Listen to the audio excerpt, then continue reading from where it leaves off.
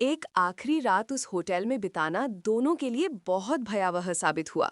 राहुल सो गया, पर नैना की आंखों में नींद नहीं थी।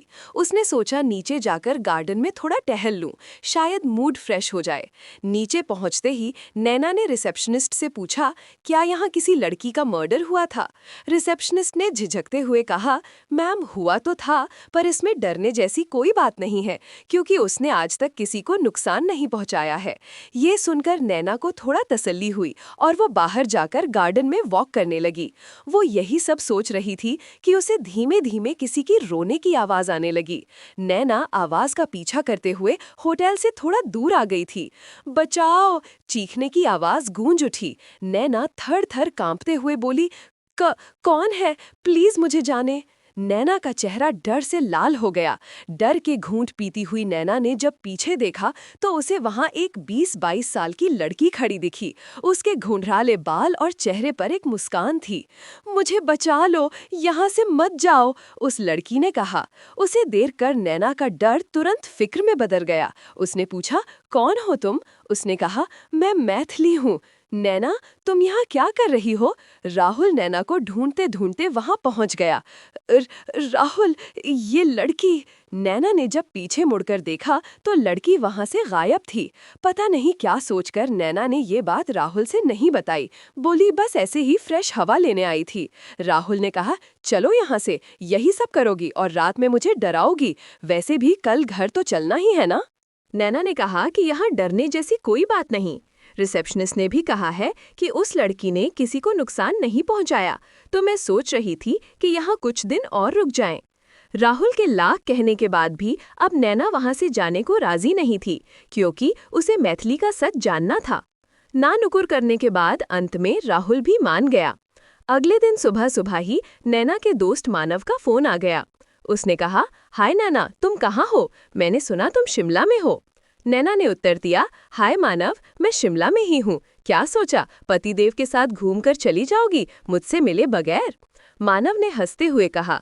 नैना ने भी हंसते हुए कहा, अच्छा, शाम तक एसएन पार्क आ जाओ, इसी बहाने तुम राहुल से भी मिल लोगे। ठीक है, मानव ने कहा। तीनों शाम 6 बजे तक एसएन पार्क में मिले। राहुल और मानव का जब आमना सामना हुआ तो दोनों के बीच अजीब सी खामोशी थी। कुछ देर तक दोनों कुछ न बोले। नैना ने इंट्रोड्यूस करवाया, राहुल, मानव, माय फ्रेंड। मानव की तरफ इशारा करते हुए। मानव, राहुल, माय हस्बैंड, राहुल की तरफ इशारा करते हुए। राहुल के माथे से पसीनों की धार टपकने लगी। Are you okay? मानव ने राहुल से पूछा। या आई एम फाइन, राहुल ने पसीना पूछते हुए कहा। तीनों बातें करते रहे। बात बात में मानव के मुंह से निकल गया कि तुम लोगों को शिमला ही मिला था घूमने के लिए। मानव जैसे नैना को इशारों में कुछ बताना चाह रहा हो, पर नहीं बोल पा रहा था। तीनों को बातें करते हुए लगभग 9 बज गए थे। अब मैं चलता हूँ, मानव ने कहा। ठीक है, राहुल ने तपाक से बोला। मानव अपने घर चला आया। राहुल और नैना भी होटल आ गए। दोनों खाना खाकर लेट गए। अचानक से राहुल को अपने सामने एक आकृति खड़ी हुई दिखाई पड़ी। लाइट ऑफ होने की वजह से वो साफ साफ नहीं देख पा रहा था। अचानक से वो आकृति राहुल के एकदम सामने आकर खड़ी हो गई। अब तक राहुल का शरीर ठंडा पड़ चुका था। वो जोर से चीखा, पर लड़की की रौद्र हंसी के बीच राहुल की चीख दब गई। राहुल भागकर बाहर गैलरी में दौड़ा। दीवार पर वही उल्टी आकृति उसी की ओर तेजी से बढ़ रही थी।